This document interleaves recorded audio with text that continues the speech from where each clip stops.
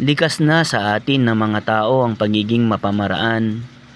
Kung kaya't marami tayong mga iniisip at ginagawang solusyon sa mga problemang ating kinakasangkutan.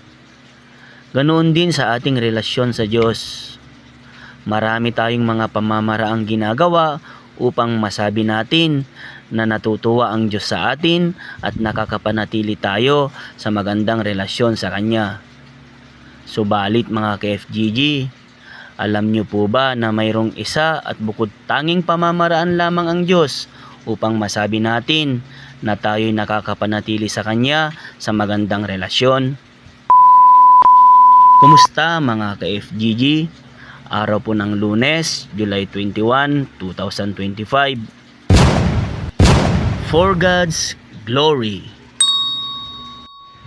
Today's episode po mga ka-FGG, atin muli maririnig ang isang miksing salaysay na naglalayon po na tayo'y tulungang maliwanagan na pagdating sa ating magandang relasyon sa Diyos, mayroon tayong isa at bukod tanging pamamaraan lamang upang tayo makapanatili dito. Kaya halina kayo at samahan niyo ako sa pagkikinig sa isang maiksing salaysay na ito na aking pinamagatang Para-paraan. Naging mahirap sa aming mag-asawa ang magsama sa isang trabaho.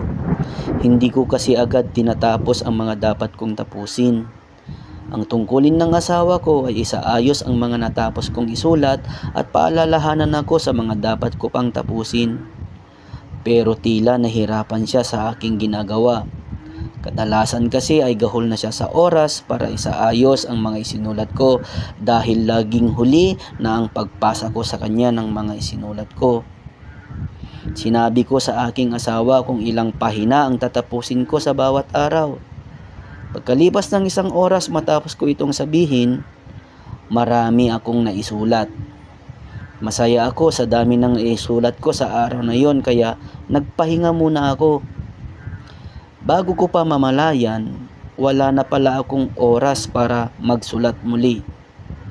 Alam kong magagalit ang asawa ko kaya nag-isip ako ng paraan para hindi siya magalit. Ginawa ko ang mga gawaing bahay na ayaw niyang gawin.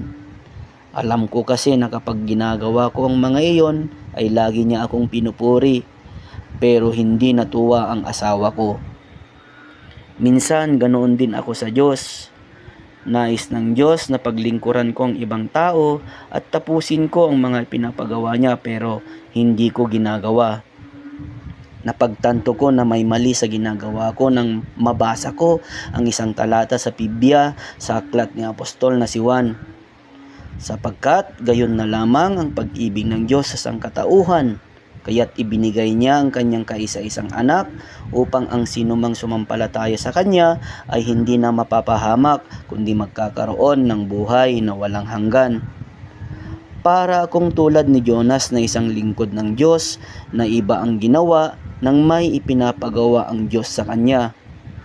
Isa lang naman ang pinapagawa sa atin ng Diyos upang magawa natin at makasunod sa mga ipinapagawa niya. Yan ay ang sumampalataya sa kanyang anak. Juan Kapitulo 14 mula sa ika-6 na talata.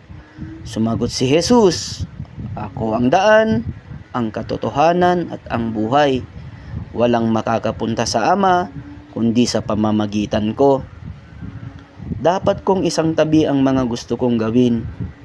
Marami akong gustong gawin para matuwa ang Diyos sa akin pero ang tanging nais ng Diyos ay sundin ko ang mga pinapagawa niya sa akin. Hindi mo ba ginagawa ang nais ng Diyos na dapat mong gawin? Maniwala ka sa akin. Kung ang mga ginagawa mo ay inihingi mo ng kakayahan sa Diyos at ginagawa sa pamamaraan niya, magkakaroon ka ng kasiyahan sa ginagawa mo. Mga ka-FGG, nalulugod ang Diyos sa pagsunod natin sa Kanya. Hanggang sa muli, paalam and God bless us all.